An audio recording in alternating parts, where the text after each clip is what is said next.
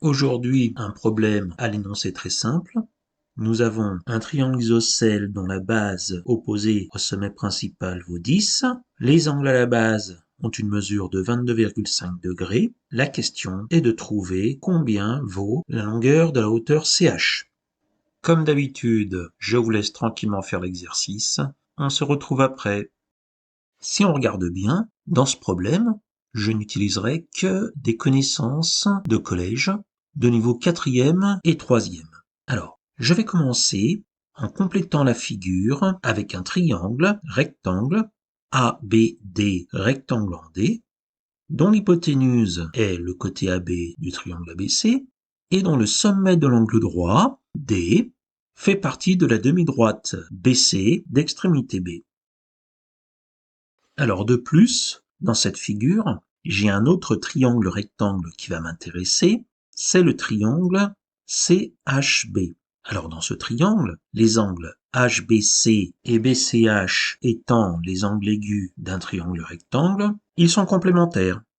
C'est-à-dire que HBC plus BCH égale 90 degrés. Ainsi, BCH est égal à 90 degrés moins 22,5 degrés qui est la mesure de l'angle HBC. Conclusion, BCH est égal à 67,5 degrés.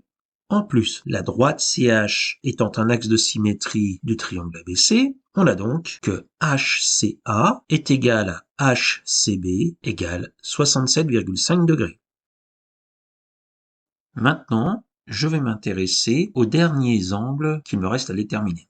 Et en particulier, ce que j'aimerais réussir à montrer, c'est que le triangle ACD est un triangle rectangle isocèle. Alors pour ceci, je vais commencer par prendre l'angle BCD. BCD qui vaut BCH plus HCA plus ACD. BCD étant un angle plat, sa mesure est de 180 degrés. Donc 180 degrés est égal à 2 fois 67,5 degrés plus ACD. Je résous cette équation en ACD pour obtenir que effectivement ACD est égal à 45 degrés. Un triangle rectangle qui a un angle de 45 degrés est un triangle rectangle isocèle. On va passer au calcul.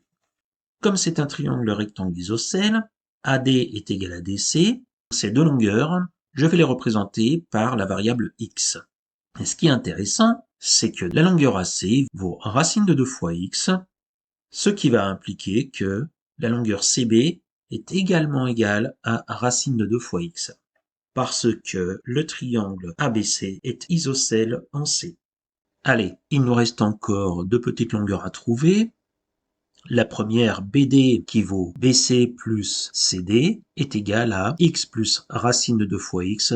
On factorise par x, on obtient que BD est égal à 1 plus racine de 2 facteur de x, et HB est égal à 5, parce que le triangle ABC étant isocèle en C, CH est un axe de symétrie, donc CH coupe AB en son milieu.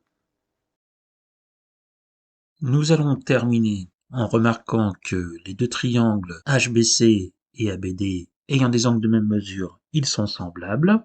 Il y aura donc une proportionnalité entre les longueurs des côtés des deux triangles. Et nous avons en particulier que HB sur BD égale BC sur AB égale CH sur AD. Ceci se traduit par 5 sur 1 plus racine de 2x égale racine de 2 fois x divisé par 10, qui est lui-même égal à CH sur x. Là, je peux me permettre de tout multiplier par x, qui est strictement positif, donc j'ai le droit de le faire, et j'obtiens que 5x sur 1 plus racine de 2 fois x est égal à racine de 2 fois x au carré sur 10, qui est égal à CH fois x sur x. Alors je peux simplifier les valeurs de x dans le premier et le troisième quotient, et finalement, CH est égal à 5 sur 1 plus racine de 2. Je multiplie au-dessus et en dessous par le conjugué, c'est-à-dire racine de 2 moins 1, pour obtenir que CH égale à 5 facteur de racine de 2 moins 1 sur racine de 2 au carré moins 1 au carré. Conclusion,